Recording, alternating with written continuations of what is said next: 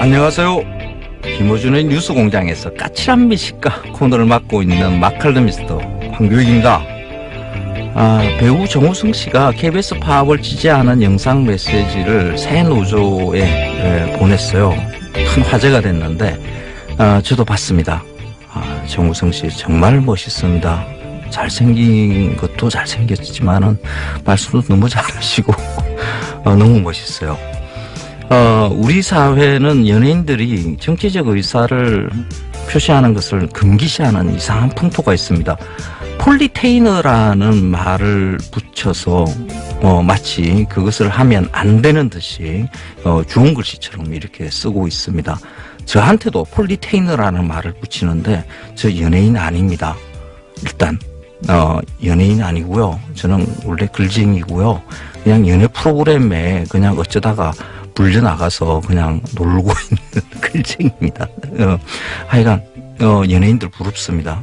너무 재능들이 있는 사람들 다 연예인이라 하죠. 저는 재능이 없어요. 하여간 저는 폴리테이너라는 말이 붙이는 것, 이거 문제가 있다고 봅니다. 연예인이 정치적 의사표현을 하면 안 되는 이유가 뭐가인가요? 없어요. 민주공화정의 시민은 모두가 정치인입니다. 연예인도 국민의 한 사람이고요. 법률이 허용하는 범위 내에서 어떤 정치적 의사표현도 자유롭게 할 수 있어야 되는 게 정상입니다. 12월 23일 토요일 뉴스공장 주말특근 지금부터 함께 하시겠습니다.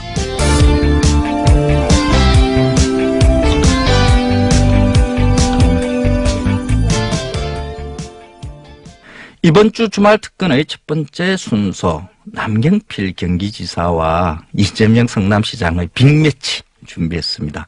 12월 19일 화요일 2부, 3부에 걸쳐서 방송된 차기 경기지사 유력 주자들이죠. 이 두 분의 생방송 대담. 먼저 2부 내용 다시 들어보시겠습니다. 네, 특설이 준비됐습니다. 라디오에서 이렇게 저희가 라이브로 링을 마련한 건 처음인 것 같습니다. 네. 링입니다, 링. 예. 소개드리겠습니다. 현직 경기도지사 남경필 지사 나오셨습니다. 안녕하십니까? 디펜딩 챔피언 남경필. 디펜딩 챔피언. 현직 훨씬 작은 성남시의 시장 이재명 시장님 나오셨습니다. 네, 반갑습니다. 이재명입니다. 예. 오늘 이건 잠정입니다. 예, 왜냐하면 아직 후보로 각자 결정이 안 되셨기 때문에, 예, 잠정 타이틀 매치. 예. 경기도지사 디펜딩 챔피언. 한쪽에 도전자. 두 분을 저희가 모시고 오늘 2부, 3부 이어서 생방송으로. 게다가, TBS 페이스북. 네. 유튜브에서 지금 라이브로, 방송이 되고 있습니다. 유튜브로 오신 분들은 보실 수 있고 페이스북에서 또 이 두 분의 얼굴을 보실 수 있습니다. 직접. 오늘 규칙은 말이죠. 예, 이 공평하게 하기 위해서 한 번 답하고 한 번 질문하고 한 번 질문하고 한 번 답하고 로 하면 재미가 없잖아요. 딴 데서 다 그렇게 하는데 저희는 그런 거 없고 일종의 개싸움 시키겠다 그런 취지 같아요. 그렇죠. 그럴 수는 없잖아요. 근데. 막싸움. 예. UFC. 여기 다 철망이 쳐져 있어요. 네. 네. 도망갈 데도 없고 규칙도 없고. 본론으로 들어가기 전에 왜냐하면 두 분이 제가 CBS에서 전화로 하시는 건 한번 들었습니다. 네. 전화 연결해서 하셨더라고요. 네. 근데 이제 전화 연결이다 보니 그랬겠지만 한 번 하고 한 번 발언 기회 주고 이렇게 진행했는데 오늘은 그런 게 전혀 없고 그리고 CBS에서는 정책만 가지고 두 분이 점잖게 얘기를 하셔가지고 나는 저렇게 하면 안 되겠다. 자, 첫 번째 질문은 두 분 공통하게 드리는 건데 누구든 먼저 답하셔도 됩니다. 이 하셔야 되고 남 하셔도 되고. 네. 닷은 누구 겁니까? 개거. 지거.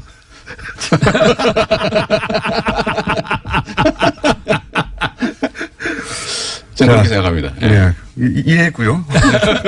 답변을 명료하게 이해했고요. 지사님?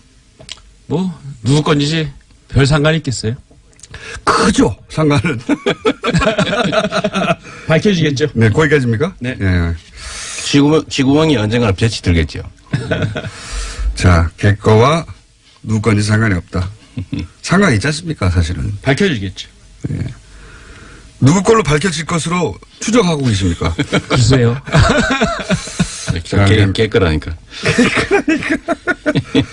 할 얘기가 많습니다, 오늘. 그래서. 근데 이제 정책 이야기는 저는 3부로 밀어놓고 오히려 두 분께서 그동안 여러 차례 만났는데 한 번도 하신 적이 없는 정치적 사안들을 먼저 여쭤보려고 하는 거였거든요. 예. 또 한 가지 이제 정치적 사안, 이 국내 정치 관련해서 제가 또 여쭤볼게요. 지금 바른정당과 국민의당이 어쩌면 크리스마스 때 통합 선언을 할지도 모른다는 보도까지 나올 정도로 통합이 진전되고 있습니다. 그런데 국민의당 내부에서는 명백히 반대하는 분들도 있습니다. 지사님은 사실은 당사자 정당에 계시니까 더더욱 할 얘기가 많으실 것 같고, 시장님은 이제 그 통합의 남의 일이지만 내일 같은. 왜냐하면은 좋은 표현이. 왜냐하면 합쳐가지고 더 센 후보가 나오면 예 본인이 되니까요. 요 통합의 사안에 대해서는 어떻게 보십니까? 이 안철수 여기서 특히 안철수 대표에 대한 평가도 곁들여져 주시면 좋겠습니다. 네, 그 말씀드리기 전에 아까 제가 우리 이재명 시장님의 말씀에 대해서 제대로 방어하지 못한 이명박 박근혜 대통령 시절에 저는 야당 의원 지사로서 상당한 고충을 겪으면서도 할 말은 다 했다. 여당 내 야당이었다. 그렇습니다. 예, 알겠습니다. 분명히 말씀을 드리고요. 네. 결국은 지방선거 전에 야권을 통합할지 아니면 대통령 선거나 국회의원 선거를 앞두고 통합을 할지 그 선택의 문제라고 봐요. 결국은 문재인 대통령께서 연정과 같은 통합의 정치를 하지 않으셨기 때문에 결국 여야 대결로 가고 있습니다. 그럼 1대1 대결 구도를 만들려고 할 거고요. 그런 의미에서 보자면 지금 자유한국당과 바른정당의 통합 후 국민의당과의 연대일 것이냐 아니면 바른정당과 국민의당의 통합 후 자유한국당과의 연대일 것이냐 이 선택의 문제라고 보기 때문에 어느 방향으로든지 야권 통합의 방향으로 갈 겁니다. 보수 재편의 큰 움직임 속에 그렇죠. 그래서 뭘 먼저 하느냐의 문제일 뿐이다. 그게 어디까지 이루어질지는 모르겠으나 하여튼 그 방향으로는 계속 갈 것이라고 봅니다. 그 가운데 안철수 대표에 대한 평가는요? 굉장히 지금 저돌적으로 잘하고 통합을 있다. 요구하고 계신데요. 일단 집안 사정이 녹록치 않은 것 같아서 지금 지켜봐야 되겠어요. 안철수 대표가 그렇게 어쨌든 통합 드라이브는 잘 걸고 있고 대단한 의지로 제대로 하고 있다. 나름대로의 생존과 관련된 전략이겠죠. 알겠습니다. 저는 뭐 앞으로 정계 개편 또는 뭐 예를 들면 야권 내 연대 이런 거와 관련해서는 저는 1대1 구도가 만들어질 거라고 보죠. 결국은. 왜냐하면 소위 진보는 분열로 망하고 보수는 부패로 망한다 이런 얘기했잖아요. 그건 뭐냐면 보수는 이익 중심의 결합을 한다는 뜻이고 진보는 가치 중심의 사고를 한다는 뜻인데요. 이 가치 때문에 분열하는 이 진보조차도 선거 때가 되면 소위 단일화, 연대, 통합을 합니다. 근데 예를 들면 이익이라면 정말 목숨도 바치는 그런 보수 진영, 가짜 보수들이죠. 목숨 사실은. 빼고 바치지 않습니까? 뭐 목숨만 빼고. 하여튼 그런 이제 소위 우리나라의 좀 가짜 보수들 입장에서는 이익 때문에 분열 상태를 방치할 리가 없어요. 결국은 자기들한테 이익되는 방향으로 간다. 되긴 될 것이다. 제 최강의 형태는 아마 통합일 테고요. 안 되더라도 연대는 할 거고, 정말로 안 되더라도 후보 단일화 정도는 해 나갈 거라고 보죠. 그래서 결국 1대1 구도가 만들어질 거라고 봅니다. 이 움직임을 주도하고 있는 안철수 대표에 대한 평가를 하시자면 또? 뭐 그분이 원래 뭐 많이 왔다 갔다 하시니까. 따로. 그냥 원래 하는 대로 하는 거죠. 경기도지사로 나올 건 아니니까 크게 관심 없으시군요. 네, 관심도 관심이지만. 아니, 뭐 워낙 많이 옮겨 다니시니까. 뭐 이번에는 뭐 자연스러운 그 흐름의 일부라고 봐요. 자연스러운 흐름의 일부다. 그러니까 안철수 대표가 어쨌든 중도 진보에 가까운 그런 포지션 상에 있다가 정당도 그렇고 이번에 이제 보수 대통합의 흐름을 그런 재편의 한 가운데 들어가셔가지고 포지션을 옮긴 게 아닌가. 원래 뭐 극중도 하시다가 새 정치 하시다가 극중하시다가 이제 다시 보수 통합 이렇게 하시는 것 같아요. 어쨌든 경기도지사에 나온다는 얘기가 없어가지고 관심이 크게 두 분 다 크게 관심 없으신 것으로. 후보를 단일화 시켜주냐 안 시켜주냐만 관심이 있으신 것으로. 굉장히 얄팍합니다, 두 분 다. 우리 가장 험악한 상태로 상징하는 거죠. 대단히 얄팍합니다. 그 얄팍하다는 얘기를 사실대로 하면 어떡해요? 제가 두 분을 익히 오랫동안 알아왔지만 두 분이 얄팍하긴 합니다. 설마 김효준 공장장보다 얄팍하려고? 저는 체중이라도 많이 나가죠. 네, 자, 네, 네. 벌써 거의 시간이 다 됐는데, 자, 2부는 저희가 이제 미리 말씀드리면 청년 정책, 이걸로 많이 싸우셨죠. 네. 버스 준 공영제, 네. 이걸로도 언론에서 몇 번 부딪히셨고, 그 다음에 이제 주로 또 한 번 제가 두 분의. 그 얘기도 있죠, 뭐. 이 적폐청산이나 그렇죠. 두 분의 파이팅을, 네. 볼 주제는 적폐청산. 크게 세 가지 정도가 남아 있습니다. 예. 반응이 굉장히 폭발적이고요. 예. 이재명 잘한다. 또 있고, 꾸질꾸질 이재명도 있고. 아니, 누가 그런 식으로. 양경필 잘한다도 있고요. 예. 우리 갱필이도 있고, 예. 아, 우리 갱필이. 예. 또 가족들 많이 동원하셨네. 자, 페이스북, 유튜브 검색하시고요. 저희 잠시 쉬었다가 3부에서, 2라운드 진행하니까 대기해 주십시오. 네. 양경필, 이재명, 지사, 시장 두 분과 함께하고 있습니다. 남경필 경기지사, 이재명 성남시장의 생방송 스튜디오 출연 대담. 이 김어준의 뉴스공장에서 가능했었는데 이게 워낙 화제가 됐나 봐요.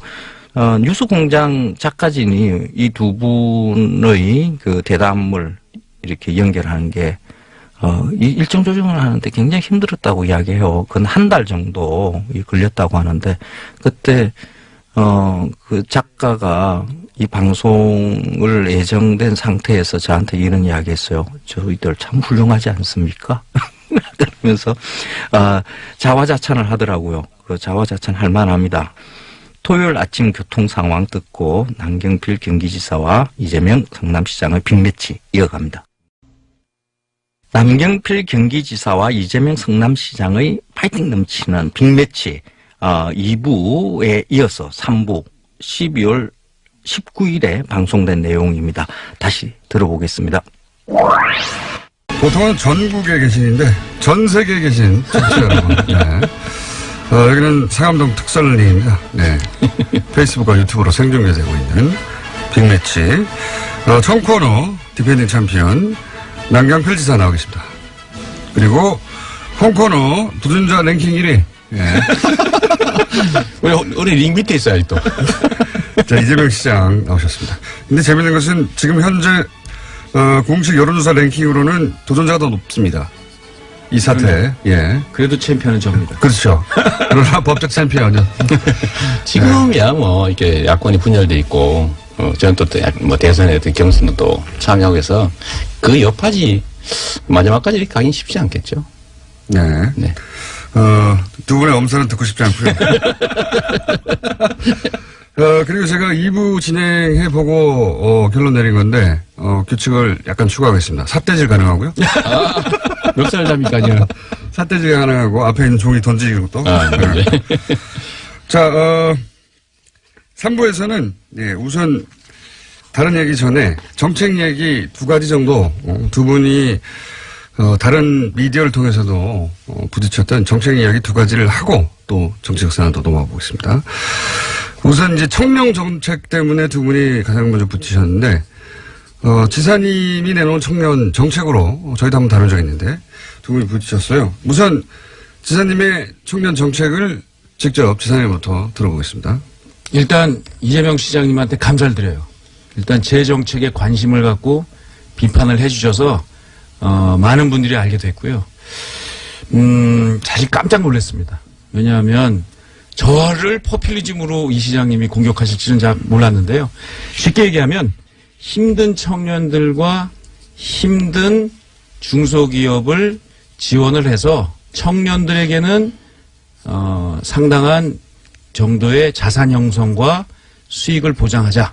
최대 1억까지. 그렇습니다. 예. 그리고 중소기업에게는 지금 일자리가 비어 있어서 걱정인데 아주 좋은 청년들이 중소기업으로 올 수 있게 하자. 그래서 일자리 정책이자 복지 정책을 내놓은 겁니다. 자, 여기 대해서. 저는 우리 청년들이 어려우니까 청년을 위한 복지 정책 필요하다고 보고요. 예를 들면 기업 지원 정책도 필요하죠. 그런데, 세부적인 정책이 있어서 예를 들면 지사께서 하시고 계신 그 복지 포인트 120만 원 정도 지급하는 거라든지 약 1,000만 원 정도 이렇게 목돈 만들도록 지원하는 거 저는 좋다고 생각해요.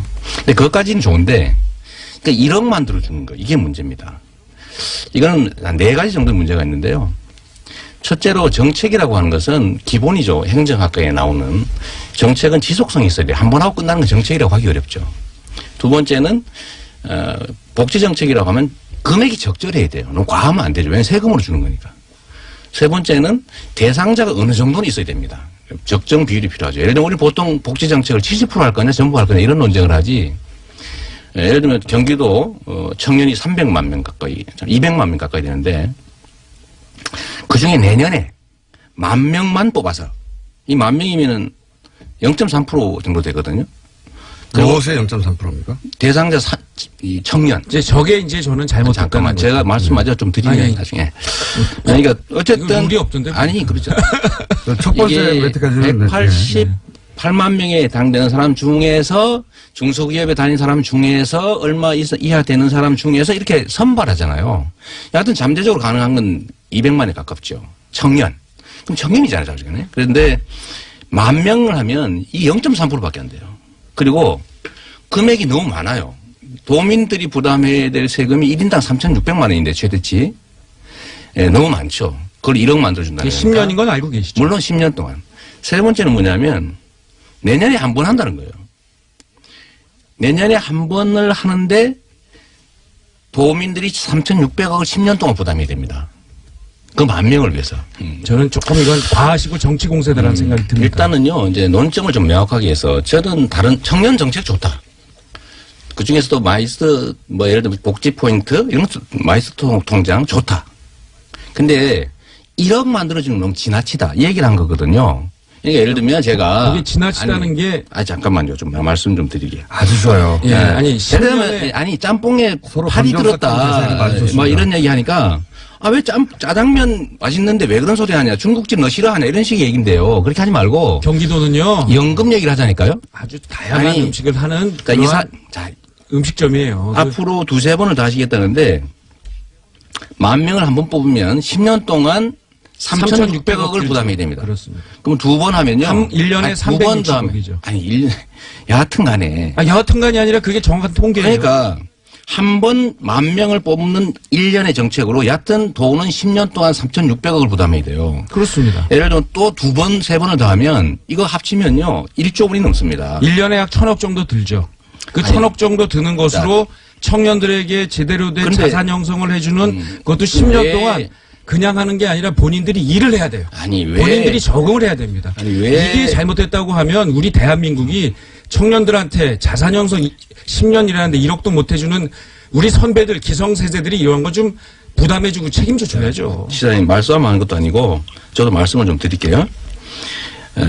만약에 한 번, 2번, 3번 해서 1조 원을 부담하기로 했는데 그리고 중단하면 그 다음에 10년 동안 다음 세대의 청년들은 10년 전에 뽑아놓은 지사님의 청년 2-3만 명 때문에 1조 원의 부담을 10년 동안 해야 됩니다. 왜 그래야 되죠?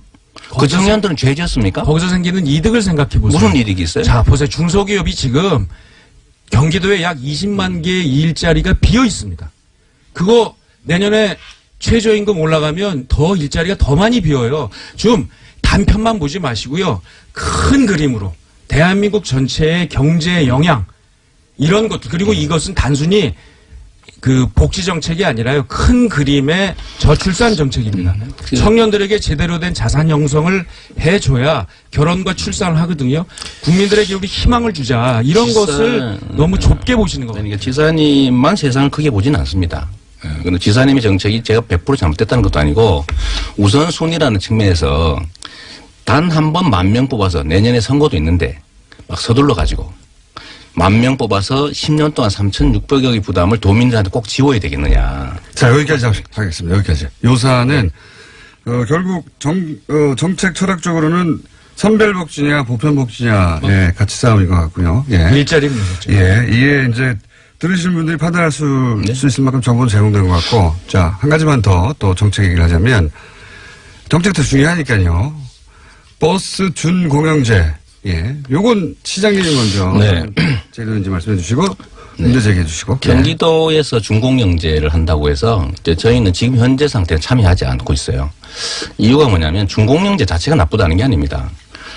버스의 수익성은 떨어지고 지하철 같은 것 때문에 그러니까 버스 회사들이 어려움에 처하고 잘못하면 대중교통 서비스를 제공하지 못하는 수가 있으니까 세금으로라도 그걸 지원해서 준공영제라는 이름으로 재정 지원하는 거 전 동의해요. 필요하다. 그런데 문제는 그 준공영제 내용이 문제죠. 학교를 가야 되지만 어느 학교에 선생님이 자꾸 때리면 학교 갈 수 없는 거 아니에요. 선생님이 좋아야죠. 예를 들면 시민 세금들이 예를 들면 시내버스까지 할 경우에 지금 6천억이 들 수 있다고 지금 경기도가 발표를 했어요. 저는 이것도 과소 숫자라고 보지만 6천억이라고 치더라도 이 6천억을 지원하는 전제 조건이 공적 부담을 하니까 그에 따라서 버스 업체들이 그에 상응하는 책임을 져라. 책임 장치를 만들어야 된다는 거예요. 근데 지금 책임 장치도 없이 광역버스부터 시작해서 버스 준공영제라는 이름으로 재정 지원을 하면 재정 지원 내용이 그거예요. 적자 다 보존해주고 일정한 수익까지 보장해 주는 건데 면허는 기간이 없습니다.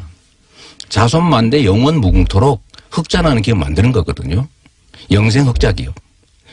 영생. 아니 만약 이렇게 하면 버스 회사들이 면허를 가지고 있다는 이유로 왜 시민들이 영원 무궁토록 이익 보도록 해줘야 되냐. 그럼 어떤 문제가 생기냐면 버스 회사들은요 방만 경영을 하게 됩니다.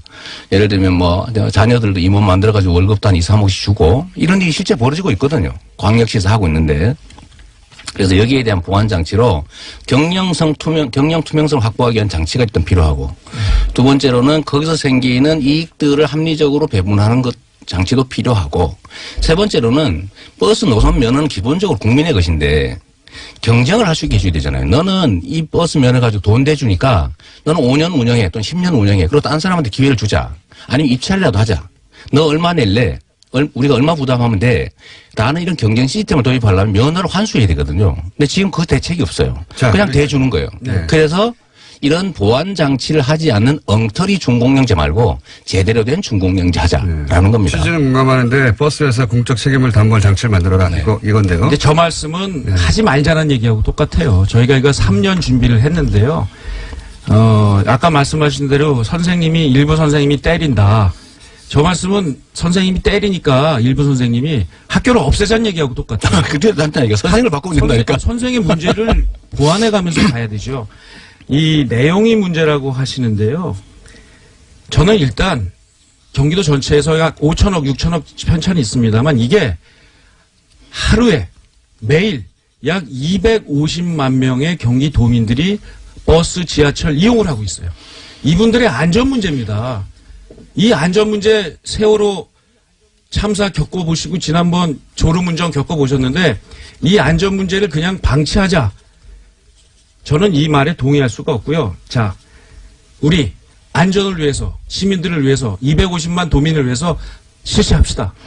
아니 자꾸만 조그만 문제를 가지고 하지 말자고 방만 경영 불투명 경영은 심각한 문제입니다. 재정 지원을 받는 회사들이 자기 마음대로 운영해가지고 월급 누구 많이 주고 돈 빼돌리고 이런 것들이 시장님 말씀은 저희가 잘 반영할게요. 반영할 방법이 없잖아요. 지금 시민들 안전의 문제입니다. 아니 6개월 있다 하면 안 돼요? 더 보완한 다음에 하면 안 됩니까? 뭔 준비가 돼요? 2년 동안 충분히 준비했어요. 그게 엉터리라니까요. 그게 엉터리라고 하는 얘기는 바로 민주당이 다수당인 도의회와 자, 그 얘기를 제가 잠깐 할게요. 도당과 민주당도 그렇고 한 번씩만 발언 기회를 드릴 테니까 민주당도 그렇고 민주당도 그렇고 경기도 의회도 그렇고요. 준공영제 하자고 해요. 그런데 준공영제 내용이 엉망이다 보니 지금 24개 시군 중에서 해당 시군 중에서 12개 시군이 지금 못하겠다고 하고 있잖아요. 두 번째로는 준공영제 하자는 건지 준공영제 이름으로 방만 경영하게 하고 노선 예를 들면 이익 영구적으로 갖게 하고 그다음에 이 사람들의 공적 책임, 예를 들면 사회적 기업으로 전환한다든지 일정한 금액의 지원을 받으면 사회적 기업 전환한다든지 아니면 사회적 통제를 가야 되잖아요. 그런 보완 장치가 전혀 없는 상태에서 하는 게 문제라는 겁니다. 자, 여기서. 그거 하고 해도 되거든요. 왜 선거 때만 하는 거 조례 21조에 아니에요? 보면 부당 운송 사업자 준공영제 제외 계속 3회 이상 잘못했을 경우에는 준공영제에서 영구 또는 일정 기간을 그 업체를 제외할 수 있다. 이렇게 돼 있고요. 월급 많이 주는 게 부당이 아니잖아요. 시장님, 이 공영제를 하시자고 했어요. 이 김어준의 장기적으로 그래야 된다고 장기적으로. 장기적으로라도 하게 되면 그 장기적이 20년이니까 30년이니까 하시려면 5년 10년 해야 될 텐데 장기적으로라도 하신다면 이거 예산이 2조 이상 듭니다. 이거야말로 하지 말자란 얘기죠. 지금 2조 중공영제 더 될 수 하자니까요. 제대로. 중공영제 그러니까 들어오시라고요. 아니 이런 엉터리 어떻게 들어가요? 그러다 예산 낭비하는데. 준비가 돼 있는데 아니 버스 회사 무슨 봉 잡힐 일 있습니까? 봉 잡히는 게 아니고요, 시장님. 아니 재정을 무한대로 투입하고 왜 무한대로 버스 회사 투입을 책임도 안 해요? 지고 야, 자손 많은데 영원히 250 이익 내는 회사 만들어주는 게 자. 그게 나쁜 짓이죠. 250만 경기도민을 위해서 약 1년에 경기도 전체, 경기도는 2,500억, 전체 하면 5,000억 정도를 써야 된다고 생각하고 충분히 쓸 여력이 있습니다. 자, 제가 이 얘기 잠깐 할게. 경기도의 버스 기사, 버스 노동자가 2만 명이에요. 그래서 근무 시간을 절반으로 줄여서 4만 명을 만들더라도 이 사람들한테 1년에 1,000만 원씩 추가 지원해 주는 것이 낫지. 왜 버스 회사에 줍니까? 이제 돈 나눠주는 거 너무 좋아하지 아니, 마세요. 또 무상 똑같은 예산을 쓴다면 왜 버스 회사를 주냐? 장시간 노동이 문제라서 사고가 나면 버스 자, 근로자한테 알겠습니다. 처우 개선비를 주라. 자, 두 똑같은 분이 돈으로. 묘사는 충분히 쟁점이 전달된 것 같아요. 예. 쟁점이, 돈이 전달이, 아까워서 그래요, 제가. 전달이 안 됐다면 그거는 저 책임은 아닙니다. 오늘은 1차전일 뿐이니까요. 네. 예. 제가 보기에 이거는 최소한 한 달에 한 번 정도는 하는 게, 빅매치로, 왜냐면 지금 광역 지도단체 중에 두 분처럼 이렇게 일찍부터 구도가 만들어진 케이스가 없어서 저희가 앞으로 한 6개월간 6번 정도는 아, 좋습니다. 네, 이분들을 그때는 이제 이렇게 굉장히 멀리 떨어져 있어서 손이 안 닿잖아요. 딱 붙여가지고 예. 여차하면. 이게 꿀밤이라도 날릴 수 있는 거리로 만들어가지고 특설링을 좋았습니다. 그때 이어가기로 하고 오늘은 맛배기니까요. 1차전. 자, 한 가지 더 주제가 있습니다. 몇 가지 주제가 더 있는데 오늘은 시간상 하나만 더 할 수 있을 것 같은데 짧게. 네. 적폐청산 이거 이제 그만하고 미래로 넘어가야 된다. 아니다. 아직 반도 안 왔다. 뭐 이런 적폐청산 논란도 있지 않습니까? 요거에 대해서 두 분이 먼저 어느 분이 먼저 하실까요? 기자님 먼저 하시죠. 네, 제가 하겠습니다. 네. 적폐 청산하는 절차 계속 해야 됩니다. 그러나 뭐 예를 들면 다스 소유주가 누구 거냐 이런 거 뭐 밝히자는 거 좋아요. 좋습니다만 정치인들이 나서서 이런 얘기 하지 말라는 겁니다. 뭐 추미애 당대표가 나서서 말씀하시고 어제는 안민석 의원이 어제 뉴스에 나가서 자 MB 아마 구정 전에는 포토란에 설 겁니다. 이렇게 얘기하는 것이 바로 정치 공세와 정치 보복으로 보인다는 거니까요. 그냥 수사기관이 잘 하도록 맡겨놨으면 좋겠습니다. 그 역사적으로 보면 나라가 망하는 제일 큰 이유는요. 소수 기득권 권력자들이 부패입니다. 그것 때문에 엄청난 불평등이 생기고 그 격차 때문에 그 사회가 예를 들면 혼란에 빠지고 예를 들면 다수가 기회를 잃어서 좌절하죠. 그래서 결국 나라가 망하는데 적폐청산 지금 하고 있는 죄 지은 자를 찾아서 처벌하는 거 그냥 원래 일상적인 국가의 의무예요. 그걸 왜 시한을 정합니까? 그리고 특히 그 죄를 지은 자들이 한때 권력을 가졌던 정치 집단에 속해 있다는 이유로 그 특례 인정하면 안 되거든요. 그냥 끊임없이 해야 돼요. 그리고 그거를 예를 들면 왜 옆에서 처벌하라고 말을 했냐. 누가 말을 했냐. 왜 문제 삼습니까? 그 죄를 지은 거 처벌하는 거는요. 망고의 진리입니다. 그 얘기를 왜 당대표가 하면 안 됩니까? 죄 지은 사람 처벌하라고? 해야죠. 저는 어제 남지사님이 정치인이 나서면 안 된다라고 하는 얘기 자체가 일종의 물타기라고 보는 거죠. 예를 들면 전에 그 말씀 하시잖아요. 저는 물 안 문재인 정부가 적폐청산이 아니라 정치보복의 길로 가고 있다. 타신 거예요, 방금. 이 말씀하시는데 이 정치보복의 길로 간다는 얘기를 하셨잖아요. 네. 아니 국가 경영을 문재인 정부와 문재인 정부를 이루고 있는 주요 정치인들이 하니까 정부가 없는 죄 만들었어요. 있는 죄 찾아서 처벌하는 거는 의무라니까. 의무. 뭐가 없는 죄라고 그랬나요? 아니 아니 있는 죄 찾아서 처벌하는 거는 구속을 모두가 해라고 지시를 하는 것처럼 보이니까 그렇죠. 아이 지시하면 어때요? 죄진 사람 처벌하는 거? 안 되지. 아니, 법률가가 그렇게 말씀하시면 안 되지. 잘못한 거를 혼내야 된다. 잘하면 칭찬해야 된다는 그냥 상식이에요. 이걸 가지고 왜 네가 말했냐? 왜 그런 식으로 말했냐? 왜 지금 하냐? 왜 이렇게 세게 하냐? 이렇게 얘기하는 것 자체가 다 적폐를 옹호하려는 적폐 세력들의 행태다. 정신을 다물라. 이게 제 얘기입니다. 왜 다물어요? 잘못된 거 처벌해라. MB 구속해라. 저도 맨날 하는 얘기인데요. 왜 잘못됐어요. 하지 마세요. 지사님 해요, 할 거예요. 전화해도 되죠? 하셔도 돼요. 언론인 다 하면 안 되지. 언론인은 해야죠. 언론인 다 하면 안 되지. 그런 돌리면. 유력 정치인들이 지금 권력을 잡으셨어요. 제가 이거 충고드리는 겁니다. 아까 말씀하신 대로 저희가 지난 정부에서 이런 역할을 제대로 못한 자성이 있어요.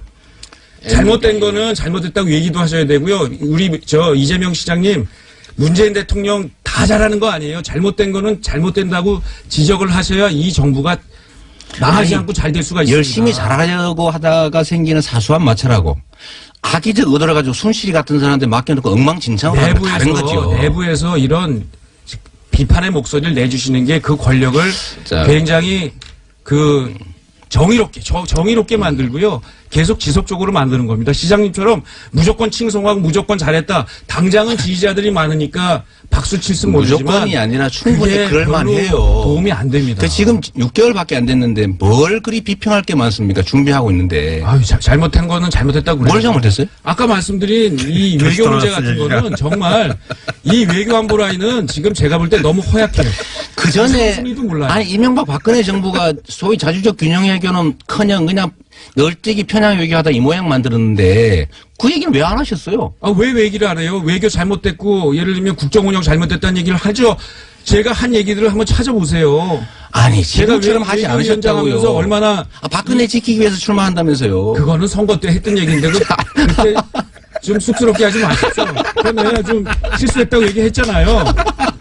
아니 물고 늘어지는 거 아닙니다. 네, 알았어요. 알았는데 지금 우리 사회의 제일 큰 과제는요. MB를 정점으로 한 부정한 권력의 불법 행위들입니다. 이걸 청산하지 않으면 우리 사회 한 발도 못 나가요. 청산하자니까요. 누가 하지 말재요. 아니 청산하려는데 잘 안 되니까 자꾸 방해하고 발목 잡고 그러니까. 정말 물타기라고 보지 마시고요. 아니, 홍 대표가 이제 물타기하고 그러면 홍 대표로 야단을 쳐야지. 자, 여기서 잠깐만. 홍준표 대표 얘기 나왔으니까 홍준표 대표에 대한 평가만 하고 오늘은 끝내야 되겠습니다. 끝내야 될 것 같아요. 네, 먼저 하십시오. 자, 요 사안은 두 분의 의견 일치를 볼 수 있는 드문 사안 아닙니까? 갑자기 생각났는데? 홍준표 대표에 대해 간단하게. 아니요, 우리 홍준표 대표님이 말씀이 왔다 갔다 하셔서 그냥 말씀으로는 참 이게 딱 잘라서 표현하기는 어렵고요. 네. 근데 그 친박 청사는 정말 잘했다. 무섭게 하네요. 예. 그 총평의 핵심이 그겁니다. 친박 청사는 잘 잘했다. 하고 계신데요. 예. 말씀은 좀 가려서 품위 있게. 그리고 뭐 여당도 대통령도 잘하는 건 잘한다고 칭찬도 해주시면서 날카롭게 비판하시면 더욱더 빛날 것 같습니다. 저는 이제 홍준표 대표는 이제 법조계의 뭐 어떻게 보면 선배 진영이기도 하고 해서 전에 한때는 보니까 자기 선이 굵은 사람으로 저는 생각했거든요. 우리 방향은 다르지만 뭐 성향 자체는 그래도 선 굵고 괜찮다고 생각했는데 최근에 보니까 특히 일본 가가지고 말해요. 그 문재인 대통령 흉 보는 거 남의 나라 가가지고 또 대통령이 남의 나라 가 있는데 그런 거 보니까 정말 수치심을 느꼈거든요. 그 낮은 의자 앉아가지고 말이에요. 뭐 하는 겁니까, 거기에. 나 진짜, 일국의 제1야당 대표가 그러면 안 되거든요. 그거 진짜 자기 이익 때문에 집안 망신시키고 그냥 온 동네에다가 정말 말을 못 하겠는데. 근데 대통령 특사도 가셔서 그 의자 똑같이 앉아 있었어요. 저는 참 일본이 그런 짓을 잘해요. 저는 이게 좀 정치인으로서의 최소한의 품격과 자질을 못 갖고 있다. 저는 정치 그만하셨으면 좋겠어요. 창피해서 그래요. 진짜. 정치 그만하셨으면 좋겠다는 이재명 시장의 바람에 대해서는 어떻게 생각하십니까? 정치 하시는 분한테 그건 내심, 그러니까. 국민들의 선택이죠.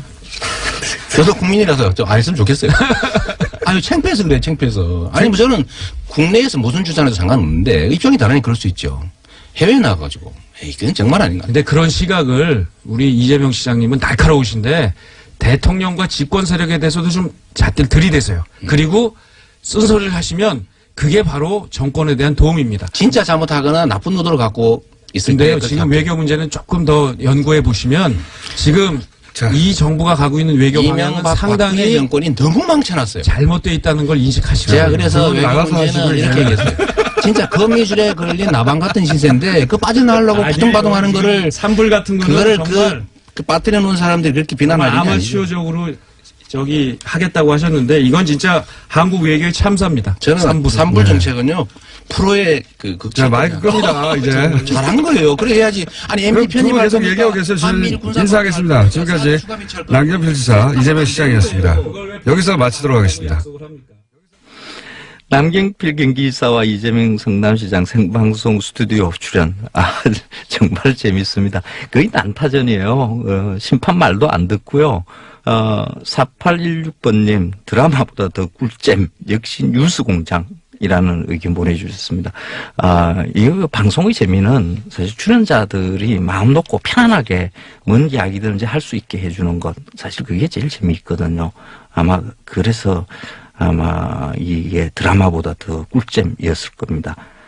8955번님께서는 내부자 둘 2탄 만들어 달라고 하셨어요. 김영래님께서도 내부자 둘 코너의 닉네임이었죠. 통과 제리 코너. 남경필, 이재명으로 바꿔서 고정해 주세요. 가능할까요?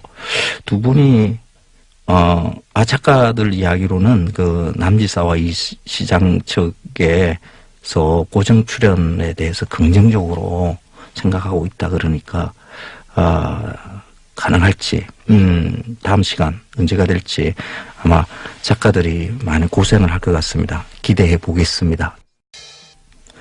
뉴스공장 주말특근 마지막 순서는 도시건축가 김진애 박사의 도시 이야기입니다. 이번 주는 수도권 개발 제한구역 그린벨트죠. 그린벨트의 미래에 대해서 살펴봤는데요. 12월 21일 목요일 4부에 방송된 내용입니다. 다시 들어보시겠습니다.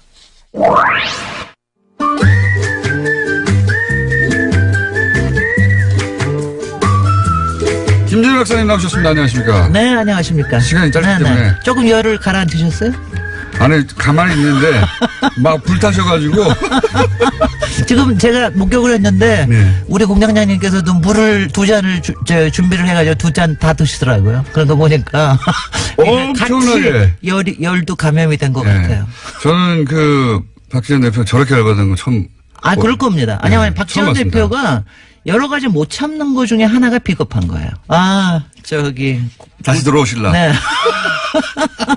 전투력 만땅으로 나가시는데 오늘 주제가 뭡니까? 제가요 오늘 도시계획 중에 아마 여러분들이 아시는 단어가 많지 않으실 텐데 그 중에 하나 제일 많이 아실 거 우리 공장장도 아실 수 있는 그린벨트라는 걸 들고 왔는데요. 그린벨트 하면 전 자동으로 이명박 전 대통령과 네. 최순실 씨가 떠올라.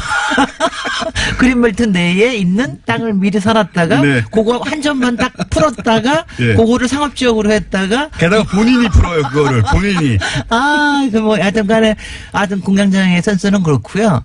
근데 제가 이제 요번 겨울 방학을 지금 맞이하야 우리가 좀 정책에 대해서 공부 좀 하자고 도시에 대해서 조금 정통적인 방법으로 이제 공부를 하자는 그린벨트 뜻에서 오늘 주제가 그러면. 그래서 오늘은 그린벨트 하는데 이 그린벨트를 가지고 나온 이유는 네. 이번에 문재인 정부가 이제 앞으로 5년 동안의 주거복지 로드맵이라는 걸 발표를 하면서 네. 앞으로 약 100만 호로를 지겠다고 얘기를 했는데 그 중에 상당 부분이 또 신혼 공공임대 네. 많이 하는데 그 중에 상당 부분이 그린벨트를 풀어가지고 하는 일이에요. 이게 대표적으로 과거 개발 정책 때 시도된 건데 글쎄요. 문재인 정부에서 그래서 그린벨트를 풀기도 하고 그다음에 네. 그동안 택지 개발이라는 걸 안 썼거든요. 예. 거의 지난 한 5년 동안 거의 안 썼습니다. 택지 개발이라는 게 딴 게 아니라 토지를 수용을 해가지고 예. 그거를 공공적인 목적으로 쓰거나 수용한다는 건 건데. 정부가 산다는 겁니다. 네, 수용을 한다는 건데 그걸 다시 들고 나왔다고 하는 네. 게 굉장히 좀 이명박 대통령 시절의 정책 같은 건데 이게 느낌이. 글쎄 말이죠. 예. 그런데 그게 조금 하여튼 이해가 좀 잘 안 된다. 왜 이런 정책이 나왔느냐. 왜 이런 정책이 나왔을까? 제가 이제 이렇습니다. 제가 디펜도 할 생각은 없어요. 제가 아무리 공격을 당하더라도 정책이라고 하는 건 항상 플러스 마이너스가 다 있습니다. 모든 게 다 플러스 마이너스가 있기 때문에 이걸 어디 하나를 디펜드를 하거나 어느 하나를 공격을 하거나 이러는 건 바람직하지가 않은데 제가 요번에 조금 걱정이 된 건 뭐였냐면은 사실은 여태까지 그린벨트를 푼다라고 하거나 이랬을 때는 상당한 비판들이 많이 나왔어요. 그게 단순히 환경 문제도 있지만 네. 나아가서 그 개발 이익 관련해 가지고 그렇죠.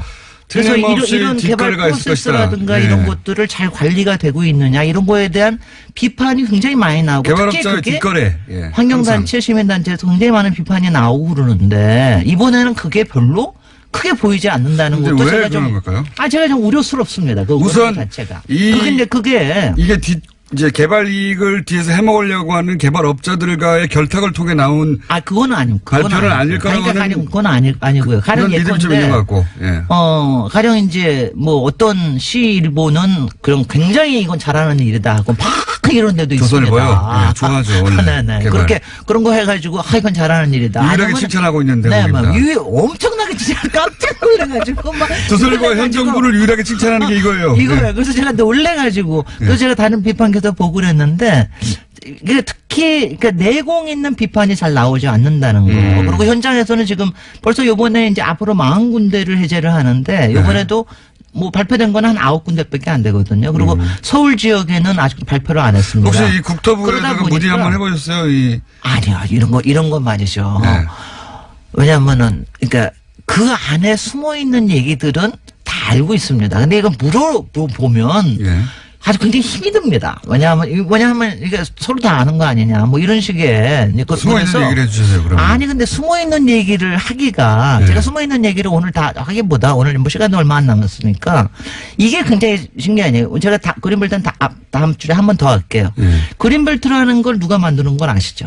모릅니다. 박정희입니다. 박정희 대통령. 예. 70년도에. 맞습니다. 그러니까 박정희 대통령이 네. 우리나라 국토에서 제일 잘했다고 얘기하는 게 딱 하나가 있다면 그린벨트예요. 딱 하나는 그린벨- 아니고 몇 가지 있어요. 몇 네. 가지는 있습니다. 근데 근데 그 중에 그린벨트도 하나- 잘했다. 아니, 그린벨트는 굉장히 잘했다고 칭찬을 받는 거예요. 예. 근데 그거를 갖다 그래서 거의 성전처럼 여기 와서 그린벨트는 보호해야 된다. 물론 네. 한쪽에 풀기도 했지만 이거를 푸는 사람이 누굽니까? 여러 사람이 풀었죠. 여러 사람이 풀었지만 네. 한 25년, 거의 30년 만에 푸른 사람이 김대중 대통령이에요. 네, 맞아요. 김대중 정부에서 그린벨트를 완전히 거의 너무 오래 묶여서 한 14개 도시의 주변에 있던 거를 절반을 완전히 없애버렸어요. 그건 네. 나머지 대도시권에만 남겨놨는데 이게 굉장한 아이러니예요. 제가 맞습니다. 보면은 이게 보면은 그러니까 이게 보면은 개발 지상주의자라고 비판받는 박정희 대통령이 그걸 묻고. 예. 그리고 진보적인 대통령이라고 평가받는 김대중 대통령이 그걸 풀고. 그리고 굉장히 환경에 대해서 많이 공감을 갖고 있는 사람이 그걸 네. 풀고 이게 이제 굉장히 그럼 여기에 무슨 역학이 있어서 그런가? 거기에는 항상 들어가 있는 게 이제 주택입니다. 그러니까 주택. 특히 공공주택. 그걸 공공주택. 여기다가 어떻게 하면 공공주택을 저기를 하는 취지에서 그린벨트를 이제 해제를 하는. 근데 이런 게 그리고 실제 그린벨트를 해제한 거 보면 노무현 정부 때 굉장히 많이 풀었습니다. 그러니까요. 공공주택 이명박 역시. 정부는 조금 덜 풀었고. 도시로 돌았죠. 그리고 오히려. 박근혜 때는 거의 뉴타운. 안 풀었어요. 신기하죠. 굉장히 신기한 일입니다. 요것이 어떻게 된 일인지 설명을 다음 시간에 하셔야 네, 되겠습니다. 이런 재밌습니다. 이 역학. 네, 거꾸로일 것 같은데. 네네. 왜 이런 일이 벌어졌는가. 네, 네. 그 자, 이제 안녕. 아이고 이거 무슨 뭐 이렇게 선수를 쓰다니. 오늘도 선수를 안녕. 아직도 김진애 박사였습니다. 하기도 전에 미리 안녕부터. 도시건축가 김진애 박사님이었습니다. 안녕하셨어요? 제가 하겠습니다. 안녕.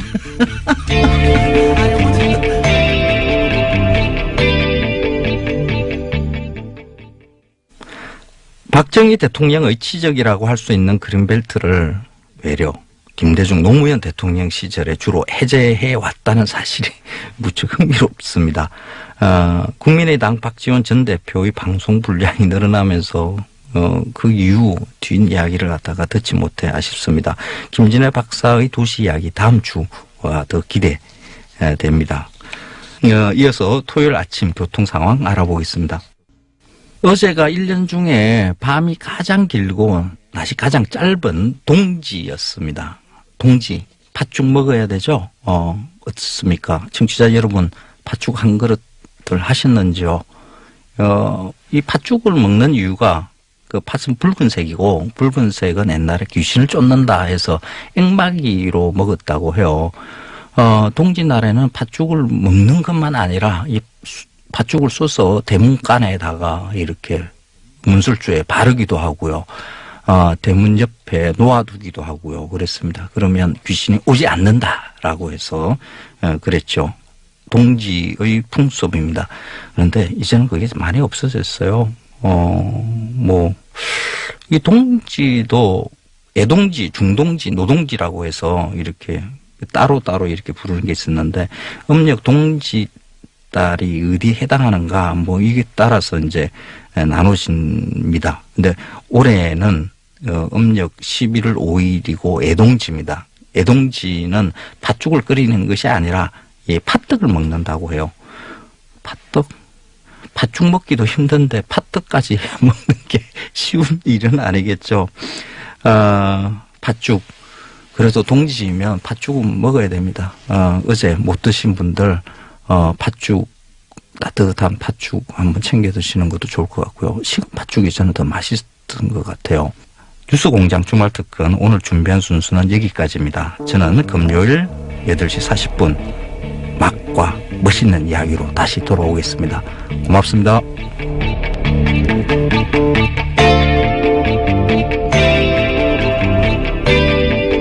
구도를 만들려고 할 거고요. 그런 의미에서 보자면 지금 자유한국당과 바른정당의 통합 후 국민의당과의 연대일 것이냐 아니면 바른정당과 국민의당의 통합 후 자유한국당과의 연대일 것이냐 이 선택의 문제라고 보기 때문에 어느 방향으로든지 야권 통합의 방향으로 갈 겁니다. 보수 재편의 큰 움직임 속에 그렇죠. 그래서 뭘 먼저 하느냐의 문제일 뿐이다. 그게 어디까지 이루어질지는 모르겠으나 하여튼 그 방향으로는 계속 갈 것이라고 봅니다. 그 가운데 안철수 대표에 대한 평가는요? 굉장히 지금 저돌적으로 잘하고 있다. 통합을 요구하고 계신데요. 일단 집안 사정이 녹록치 않은 것 같아서 좀 지켜봐야 되겠어요. 안철수 대표가 그렇게 어쨌든 통합 드라이브는 잘 걸고 있고 대단한 의지로 제대로 하고 있다. 나름대로의 생존과 관련된 전략이겠죠. 알겠습니다. 저는 앞으로 정계 개편 또는 예를 들면 야권 내 연대 이런 거와 관련해서는 저는 1대1 구도가 만들어질 거라고 보죠. 결국은. 왜냐하면 소위 진보는 분열로 망하고 보수는 부패로 망한다 이런 얘기 했잖아요. 그건 뭐냐면 보수는 이익 중심의 결합을 한다는 뜻이고 진보는 가치 중심의 사고를 한다는 뜻인데요. 이 가치 때문에 분열하는 이 진보조차도 선거 때가 되면 소위 단일화, 연대, 오랫동안 통합을 합니다. 근데 예를 들면 이익이라면 정말 목숨도 바치는 그런 보수 진영, 가짜 보수들이죠. 목숨 사실은. 빼고 바치지 않습니까? 목숨만 빼고. 하여튼, 그런 이제 소위 우리나라의 좀 가짜 보수들 입장에서는 이익 때문에 분열 상태를 방치할 리가 없어요. 결국은 자기들한테 이익되는 방향으로 간다. 되긴 될 것이다. 최강의 형태는 아마 통합일 테고요. 안 되더라도 연대는 할 거고, 정말로 안 되더라도 후보 단일화 정도는 해 나갈 거라고 보죠. 그래서 결국 1대1 구도가 만들어질 거라고 봅니다. 이 움직임을 주도하고 있는 안철수 대표에 대한 평가를 하시자면 또? 그분이 원래 많이 왔다 갔다 하시니까. 따로. 그냥 원래 하는 대로 하는 거죠. 경기도지사로 나올 건 아니니까 크게 관심 없으시군요. 네, 관심도 관심이지만. 워낙 많이 옮겨 다니시니까. 이번에는 자연스러운 그 흐름의 일부라고 봐요. 자연스러운 흐름의 일부다. 그러니까 안철수 대표가 어쨌든 중도 진보에 가까운 그런 포지션 상에 있다가 정당도 그렇고 이번에 이제 보수 대통합의 흐름을 그런 재편의 한 가운데 들어가셔가지고 포지션을 옮긴 게 아닌가. 원래 극중도 하시다가 새정치 하시다가 극중하시다가 이제 다시 보수 통합 이렇게 하시는 것 같아요. 어쨌든 경기도지사에 나온다는 얘기가 없어가지고 관심이 크게 두 분 다 크게 관심 없으신 것으로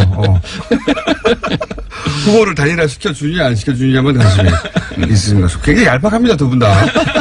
네, 우리 가장 험악한 상태로 상승하는 거죠. 대단히 얄팍합니다. 그 얄팍하다는 얘기를 사실대로 하면 어떡해요. 제가 두 분을 익히 오랫동안 알아왔지만 두 분이 얄팍하긴 합니다. 설마 김효준 공장장보다 얄팍하려고? 전 체중이라도 많이 나가죠. 네, 자, 네. 벌써 거의 시간이 다 됐는데, 자, 2부는 저희가 이제 미리 말씀드리면 청년 정책, 이걸로 많이 싸우셨죠. 네.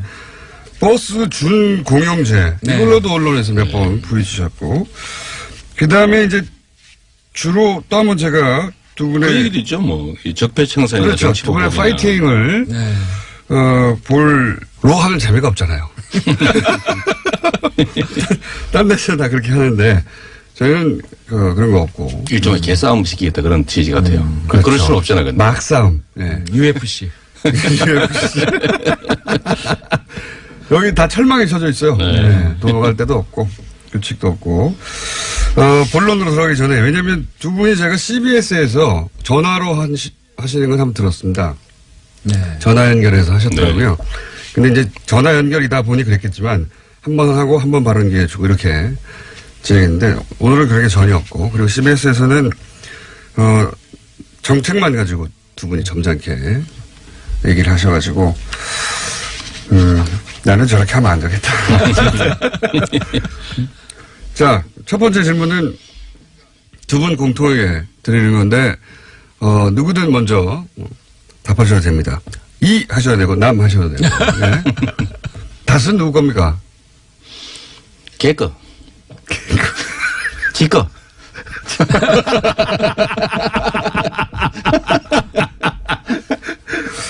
저는 그렇게 생각합니다. 예. 네. 이해했고요. 답변은 명료하게 이해했고요. 지사님? 뭐 누구 건지 별 상관이 있겠어요? 크죠, 상관은.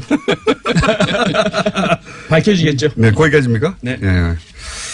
쥐구멍이 언젠가는 볕이 들겠죠. 자, 개꺼와 누구 건지 상관이 없다. 상관이 있지 않습니까, 사실은. 밝혀지겠죠. 누구 걸로 밝혀질 것으로 추정하고 계십니까? 글쎄요. 자, 개꺼라니까. 할 얘기가 많습니다, 오늘. 그래서. 근데 이제 정책 이야기는 저는 3부로 밀어놓고 오히려 두 분께서 그동안 여러 차례 만났는데 한 번도 하신 적이 없는 정치적 사안들을 먼저 여쭤보려고 하는 거였거든요. 예. 또 한 가지 이제 정치적 사안, 이 국내 정치 관련해서 제가 또 여쭤볼게요. 지금 바른정당과 국민의당이 어쩌면 크리스마스 때 통합선언을 할지도 모른다는 보도까지 나올 정도로 통합이 진전되고 있습니다. 그런데 국민의당 내부에서는 명백히 반대하는 분들도 있습니다. 지사님은 사실은 당사자 정당에 계시니까 더더욱 할 얘기가 많으실 것 같고, 시장님은 이제 그 남의 일이지만 내일 같은. 왜냐하면 좋은데 표현이. 왜냐하면 합쳐가지고 더 센 후보가 나오면 예, 본인이 되니까요. 요 통합의 사안에 대해서는 어떻게 보십니까? 이 안철수, 여기서 특히 안철수 대표에 대한 평가도 곁들여져 주시면 좋겠습니다. 네, 그 말씀드리기 전에 아까 제가 우리 이재명 시장님의 말씀에 대해서 제대로 방어하지 못한 이명박 박근혜 대통령 시절에 저는 야당 의원 지사로서 상당한 고충을 겪으면서도 할 말은 다 했다. 여당 내 야당이었다? 그렇습니다. 예, 알겠습니다. 분명히 말씀을 드리고요. 네. 결국은 지방선거 전에 야권을 통합할지 아니면 대통령 선거나 국회의원 선거를 앞두고 통합을 할지 그 선택의 문제라고 봐요. 결국은 문재인 대통령께서 연정과 같은 통합의 정치를 하지 않으셨기 때문에 결국 여야 대결로 가고 있습니다. 그럼 1대1 대결을 깜짝 놀랐습니다. 왜냐하면 저를 포퓰리즘으로 이 시장님이 공격하실지는 잘 몰랐는데요. 쉽게 얘기하면 힘든 청년들과 힘든 중소기업을 지원을 해서 청년들에게는 상당한 정도의 자산 형성과 수익을 보장하자. 최대 1억까지. 그렇습니다. 예. 그리고 중소기업에게는 지금 일자리가 비어 있어서 걱정인데 아주 좋은 청년들이 중소기업으로 올 수 있게 하자. 그래서 일자리 정책이자 복지 정책을 내놓은 겁니다. 자, 여기 대해서. 저는 우리 청년들이 어려우니까 청년을 위한 복지 정책 필요하다고 보고요. 예를 들면 기업 지원 정책도 필요하죠. 그런데, 세부적인 정책이 있어서, 예를 들면 지사께서 하시고 계신 그 복지 포인트 뭐 120만 원 정도 지급하는 거라든지 약 1,000만 원 정도 이렇게 목돈 만들도록 지원하는 거 전 좋다고 생각해요. 근데 그것까지는 좋은데 그러니까 1억 만들어 주는 거 이게 문제입니다. 이거는 한 4가지 정도 문제가 있는데요. 첫째로 정책이라고 하는 것은 기본이죠. 행정학과에 나오는 정책은 지속성이 있어야 돼요. 한 번 하고 끝나는 건 정책이라고 하기 어렵죠. 두 번째는 복지 정책이라고 하면 금액이 적절해야 돼요. 너무 과하면 안 되죠. 왜냐하면 세금으로 주는 거니까. 세 번째는 대상자가 어느 정도는 있어야 됩니다. 적정 비율이 필요하죠. 예를 들면 우리 보통 복지 정책을 70% 할 거냐 전부 할 거냐 이런 논쟁을 하지. 예를 들면 경기도 청년이 300만 명 가까이 200만 명 가까이 되는데 그중에 내년에 10,000명만 뽑아서 이 10,000명이면은 0.3% 정도 되거든요. 무엇의 0.3%입니까? 대상자 이 청년. 이제 저게 이제 저는 잘못했다는 잠깐만 제가 거죠. 말씀 마저 좀 드리면 아니, 나중에. 그러니까 어쨌든 룰이 없던데. 아니 그렇죠. 첫 번째 멘트까지는 188만 명에 해당되는 사람 중에서 중소기업에 다닌 사람 중에서 얼마 이하 되는 사람 중에서 이렇게 선발하잖아요. 여하튼 잠재적으로 가능한 건 200만에 가깝죠. 청년. 그럼 청년이잖아요, 자주간에. 그런데 10,000명을 하면 이 0.3%밖에 안 돼요. 그리고 금액이 너무 많아요.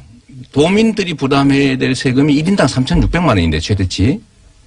예, 너무 많죠. 그걸 1억 만들어준다는 거니까. 10년인 건 알고 계시죠? 물론 10년 동안. 세 번째는 뭐냐면 내년에 한 번 한다는 거예요. 내년에 한 번을 하는데 도민들이 3,600억을 10년 동안 부담해야 됩니다. 그 10,000명을 위해서. 저는 조금 이건 과하시고 정치 공세다라는 생각이 듭니다. 일단은요, 이제 논점을 좀 명확하게 해서 저는 다른 청년 정책 좋다. 그 중에서도 마이스터, 뭐 예를 들면 복지 포인트, 이런 것, 마이스터 통장 좋다. 근데 1억 만들어주는 건 너무 지나치다. 이 얘기를 한 거거든요. 그러니까 예를 들면 제가. 이게 지나치다는 게. 잠깐만요. 좀 말씀 좀 드리게. 아주 좋아요. 예, 아니, 예를 들면, 아니, 짬뽕에 서로 팔이 감정 들었다. 섞은 자세를 맞췄습니다. 뭐 이런 얘기 하니까. 왜 짜장면 맛있는데 왜 그런 소리 하냐. 중국집 너 싫어하냐. 이런 식의 얘기인데요. 그렇게 하지 말고. 경기도는요. 연금 얘기를 하자니까요. 아주 다양한 아니, 음식을 하는 그러니까 그러한 음식점이에요. 앞으로 2-3번을 더 하시겠다는데 10,000명을 한 번 뽑으면 10년 동안 3,600억을 부담해야 됩니다. 그렇습니다. 그럼 2번 하면요. 1년에 360억이죠. 아니, 1년, 여하튼 간에. 여하튼간이 아니라 그게 정확한 통계예요. 그러니까 한 번 주제는 적폐청산. 크게 3가지 정도가 남아 있습니다. 예. 반응이 굉장히 폭발적이고요. 예. 이재명 잘한다. 또 있고, 꾸질꾸질 이재명도 있고. 아니, 누가 그런 식으로. 양경필 잘한다도 있고요. 예. 우리 갱필이도 있고, 예. 우리 갱필이. 예. 또 가족들 많이 동원하셨네. 자, 페이스북, 유튜브 검색하시고요. 저희 잠시 쉬었다가 3부에서 2라운드 진행하니까 대기해 주십시오. 네. 양경필, 이재명, 지사, 시장 두 분과 함께하고 있습니다. 남경필 경기지사, 이재명 성남시장의 생방송 스튜디오 출연 대담. 이 김어준의 뉴스공장에서 가능했었는데 이게 워낙 화제가 됐나 봐요. 뉴스공장 작가진이 이 두 분의 그 대담을 이렇게 연결하는 게 이 일정 조정을 하는데 굉장히 힘들었다고 이야기해요. 그건 한 달 정도 걸렸다고 하는데 그때 그 작가가 이 방송을 예정된 상태에서 저한테 이런 이야기했어요. 저희들 참 훌륭하지 않습니까? 그러면서 자화자찬을 하더라고요. 그 자화자찬 할 만합니다. 토요일 아침 교통 상황 듣고 남경필 경기지사와 이재명 성남시장의 빅매치 이어갑니다. 남경필 경기지사와 이재명 성남시장의 파이팅 넘치는 빅매치 2부에 이어서 3부 12월 19일에 방송된 내용입니다. 다시 들어보겠습니다. 보통은 전국에 계신인데 전 세계에 계신 청취자 여러분. 네. 여기는 상암동 특설리입니다. 네. 페이스북과 유튜브로 생중계되고 있는 빅매치. 첫 코너 디펜딩 챔피언 남경필 지사 나와 계십니다. 그리고 홈코너 도전자 랭킹 1위. 예. 우리 링 밑에 있어요, 또. 자, 이재명 시장 나오셨습니다. 근데 재밌는 것은 지금 현재 공식 여론조사 랭킹으로는 도전자가 더 높습니다. 이 사태. 예. 그래도 챔피언은 접니다. 그렇죠. 그러나 법적 챔피언은.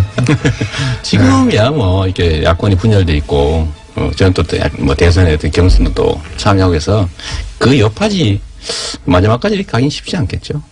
네. 네. 두 분의 엄선은 듣고 싶지 않고요. 그리고 제가 2부 진행해보고, 결론 내린 건데, 규칙을 약간 추가하겠습니다. 삿대질 가능하고요. 몇 살 잡니까요? 삿대질 가능하고, 앞에 있는 종이 던지기로 또. 네. 자, 3부에서는, 예, 우선, 다른 얘기 전에 정책 얘기 두 가지 정도, 두 분이, 다른 미디어를 통해서도 부딪혔던 정책 이야기 두 가지를 하고 또 정책 사안도 넘어가 보겠습니다.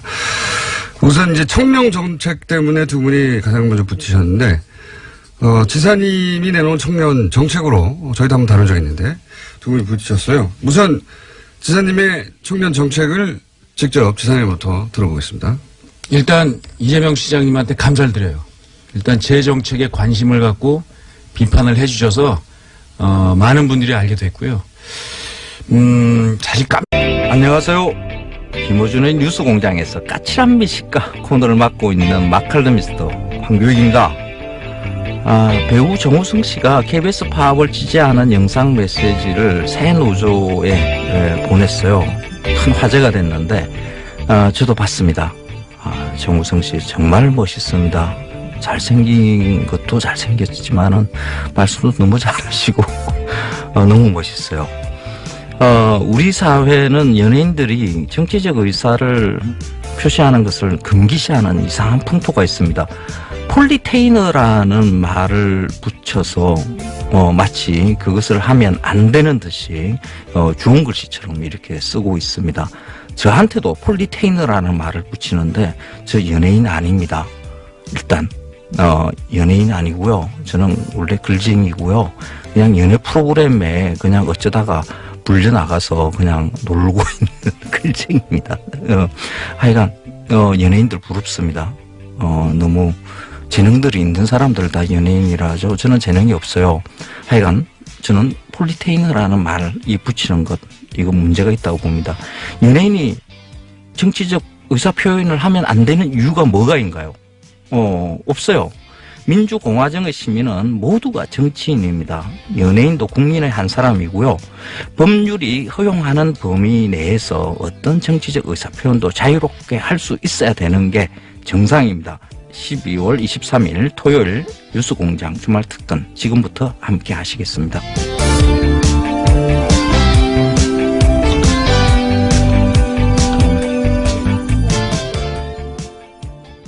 이번 주 주말 특근의 첫 번째 순서, 남경필 경기지사와 이재명 성남시장의 빅매치 준비했습니다. 12월 19일 화요일 2부, 3부에 걸쳐서 방송된 차기 경기지사 유력 주자들이죠. 이 두 분의 생방송 대담. 먼저 2부 내용 다시 들어보시겠습니다. 네. 특설 얘기 준비했습니다. 라디오에서 이렇게 저희가 라이브로 링을 마련하는 건 처음인 것 같습니다. 네. 링입니다, 링. 예. 소개드리겠습니다.